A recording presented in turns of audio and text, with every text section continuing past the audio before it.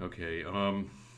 Yeah. One of my friends was arguing with somebody who, brought up that sequelitis video on YouTube that offers some criticisms about Castlevania 4. And I'm so goddamn sick of hearing about that stupid video that I just have to put something out there so I just have something that I can link to other people whenever someone says, oh, but Castlevania 4 is so flawed because Ego Raptor said so. I'm so goddamn fucking sick of hearing it. Castlevania 4 is a masterpiece. It's way better than Mega Man X, the game that Ego Raptor, creams his shorts over. And I'm going to talk about why and actually try to provide, some insights here. So basically, in that sequelitis video, the main conceit pretty much is that Castlevania 4 is a cool game, but it's a sloppy game, and they didn't design the levels around all of the new abilities that your character was given, and that's why it's a little problematic. But I said though, but we need to actually think about this. So if you know anything about the history of the development of this game, Castlevania 4 was made by a smaller group within Konami. It wasn't made by the same team that made Castlevania 1, 2, and 3. And so the interesting thing is in '89 or so, the Castlevania 1 through 3 team was actually working on Castlevania 3, and this really small team, this smaller group, got they started doing Super Nintendo development, and they worked on Castlevania 4. Now, so what's interesting about that is that you basically have a team that hadn't even been making Castlevania games, and they're now not only dealing with the challenge of making a game for a new platform that they don't know very well, but they're also pretty much making what's essentially their first Castlevania game. And the other really notable, interesting thing about Castlevania 4 is this is going back to real gaming, where when you see somebody's name in the credits, they actually did something. So today you see directed by John Warner, who did nothing, in Anthem. Yeah, and but Castlevania 4 though is just a great example because the director of this game was the lead programmer on it. So think about that shit. Like this wasn't some fucking suit, okay? This guy was the real deal. He could program Super Nintendo games, and he was also the director of the game. So the director of this game was also the main programmer and one of the enemy behavior programmers and one of the boss behavior programmers. So this wasn't some bullshit. This guy actually did some work. And if you read any interviews with him, I mean, these guys busted their fucking ass to get this game out because you have to figure this thing, it was new Super Nintendo hardware that they hadn't worked with before. He hadn't made a Castlevania game before. He actually had to go and play the other Castlevania games, to get an idea of what do you want to do. And not only did he have the responsibility of directing the whole team, but he was the main fucking programmer on it. This guy, should be saluted. It's a fucking testament to how awesome he is that this even got done as well as it did. And on top of everything else, factor in that Konami was under heavy pressure from Nintendo for this thing to be available as a launch window, North American Super Nintendo game. So basically, the Super Nintendo came out in the United States in August 1991. And Castlevania 4 came out in October and December '91, respectively in Japan and the United States. So take all that into consideration. Okay, but now let's specifically talk about the criticisms of this game. So basically, it's like, oh well, now our hero can whip diagonally, and he can has air control, and he can do all this crazy crap. And it's like, oh, well, now all of the items in the game, are useless. You don't need to use them anymore. And this is a horrible design problem. Oh, we should have designed the game, around all of this stuff, or we should have, crippled the character to make the items useful, or however you want to play it. But here's my whole thing, okay? So so this is the actual goal of the game, straight from the director's mouth. He basically wanted to make Castlevania more atmospheric. They were actually specifically going for that. That was one of the design goals going in, and he consciously wanted to make the game easier. And it's a really fucking valid and noble design goal for this, I think, because I said if we're all honest with ourselves, most people, even back in the 80s and 90s when people didn't horribly suck at games, who played games because you didn't have prostitutes on Twitch, playing video games, pretending that they actually like them. I mean, even when people who actually wanted to play video games were playing them, Castlevania, 1 and 2 and 3, they were not, easy games. Most people did not beat those games. And when you factor in how much content is in Castlevania 4, how many levels it actually has, it would have been a complete fucking waste if it had been super difficult and nobody had even seen most of it. So I really don't have a problem with them consciously trying to make the main character more powerful so that people, so it's a little easier and people can actually beat the game. And I also want to heavily emphasize too that,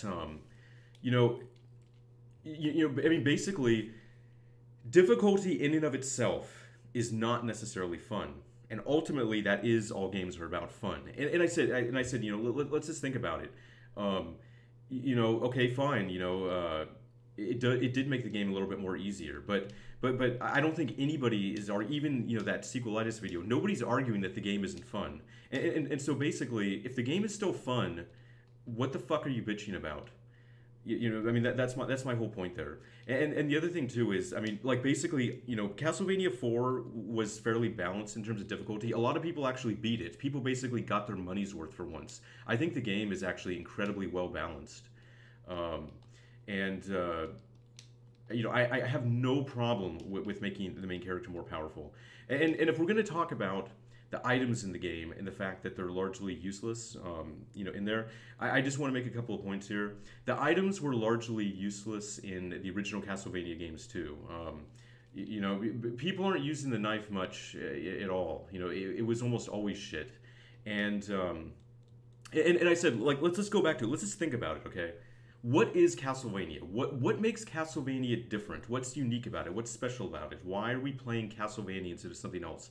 The central, the central theme behind this game is, I am a badass with a whip, and I'm gonna kick the shit out of monsters. The iconography of the game is the fucking whip. That's the whole theme and design of the game. So it makes perfect sense that everything should be laser focused on the whip, and the whip should be awesome, and the whip should be what you want to use. Basically, I don't play Castlevania to throw a fucking vial of water at somebody, okay? Throwing potions isn't cool. Heterosexuals don't want to throw potions. Heterosexuals want to swing a fucking whip into a skeleton's head. That's what heterosexuals want to do, okay? Did you fucking get it now? That your stupid pissant knife and your potion and your axe are fucking boring. Other games have axes. Other games... Final Fight has a knife. I can throw knives in Final Fight, okay? I don't need it in Castlevania. And you might be thinking about Symphony of the Night, and how Symphony of the Night didn't use whips and everything. Well, yeah, that's why I said Symphony of the Night is basically just off in its own little world. It's essentially just, everybody knows it's just essentially a gothic ripoff of Super Metroid. It isn't a real Castlevania game. Castlevania is badass with a fucking whip beating the shit out of monsters. That is what Castlevania is. And, I think that, that can't be overstated. It's so badass whipping shit that when people beat bosses in Castlevania, they fucking try to time catching the life globe so that the animation frame is showing them mid-whip. That is how fucking badass it is, and how awesome it is to whip shit in these fucking games. I said, do you understand it now? The whip should be the focus. And I also want to point out too that if you kind of look just at early 90s video games in general, you can see that there was something in the air, there was some wisdom that was accumulating, and people were beginning to realize that just solid, fun mechanics and giving the player more control over characters and giving them more freedom to express themselves and how they play the games was kind of the emergent theme there. That was what was happening. It's like, I said, you can see it in all this shit. Compare Castlevania, the 8-bit Nintendo games, to Castlevania 4. In Castlevania 4, you have freeform whipping, you have diagonal whipping. Players can do different shit. Players can play the game, differently and play it the way they want to play. You can move while you're crouching. You can do all this crazy shit. I have more control. It's letting me play how I want to play. That is the fucking genius of this shit. And I said, look at like the difference between Street Fighter 1987 and Street Fighter 2. What was the genius there? What was the vision? The people that made it weren't the original Street Fighter team. It was made by a new team in Capcom, a different team, and they said, you know what? In Street Fighter 1, it was all about gimmicks. Let's do these. Let's have these special moves, these super duper gimmicky special moves like fireballs and dragon punches. Let's make them really hard to pull off, but when you do it, it'll take like 3/4 of the enemy's life bar. Let's do that. That's cool. But then the people that made Street Fighter 2 realized that, hey, wait a minute, games shouldn't be about gimmicks. Instead of making everything gimmicky and flashy and special, how about we just actually create some solid mechanics here? Let's make fireballs really easy to do, but let's make them take off a balanced amount of damage. Let's basically just get away from the gimmicks and just give people a really interesting tool set. And now we won't need gimmicks because the game is fun in and of itself to play. I don't need gimmicks anymore because the core abilities are solid to play. That is what is awesome about these games. That's what these developers were learning at that point. Before they fucking fumbled and screwed up and we went back to gimmicks. Because I will say this too. I mean, I don't want to go off too far Castlevania here, but just to bitch slap the later Street Fighter games a little bit.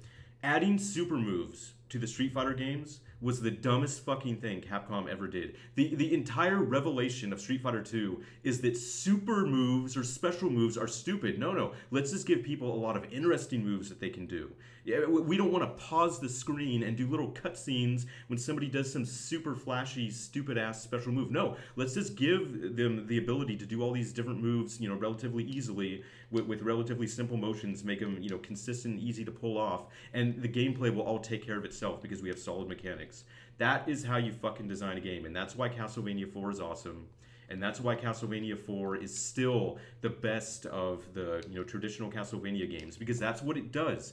It gives you abilities that you didn't have before. It lets you play the game the way you want to play it, and that's why it's so fucking awesome. And so that's what I'm talking about. So you have some asshole who knows nothing about games. He has no understanding of Castlevania. He doesn't know what fun is. He thinks that throwing potions on the ground is fun. Yeah, it's not fun, you dumbass. Whipping people is fucking fun.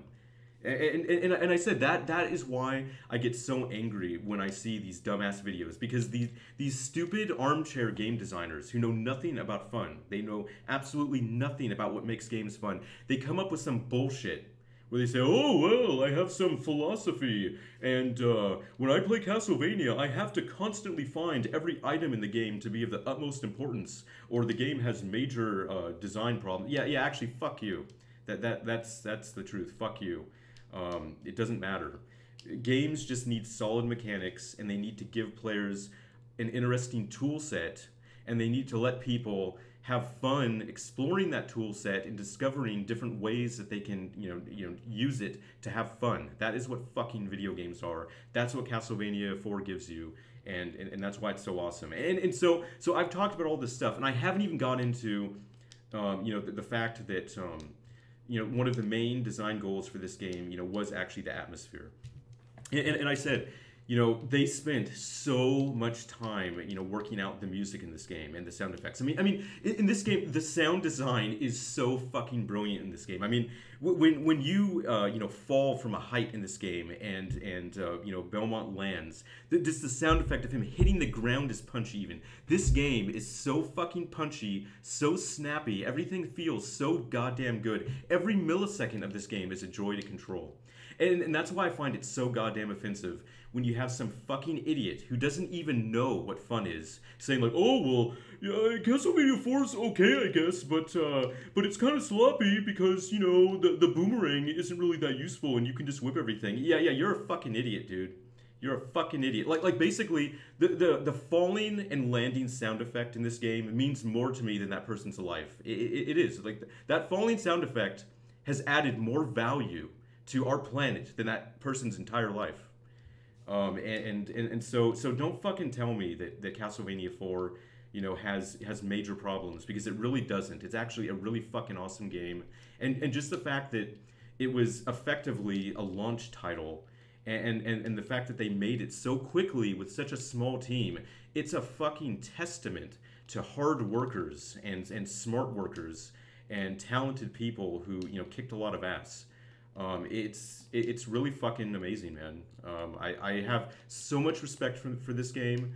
The music is some of the best in the 16-bit era. I mean, really, like, I get emotional when I play this game just because the music hits you so fucking hard. I mean, and it's interesting too, like how varied the music in this game is. Like there's little flourishes of like jazz and different genres in the music. It is so fucking good. I mean, the music in this game, really is, part of the story. I mean, like it actually does, have emotional resonance, and it makes you, really feel the environment that you're in. It is. It's just a straight up masterpiece. I fucking love this game. Just how satisfying everything is. Just how hard everything hits, how punchy everything feels. How precise the control is. It is just an absolute joy. So yeah, but hey, I guess Mega Man X is awesome because a Mega Man sprite is the fucking cursor in the intro to the game. Oh yeah, okay, I'm really fucking impressed.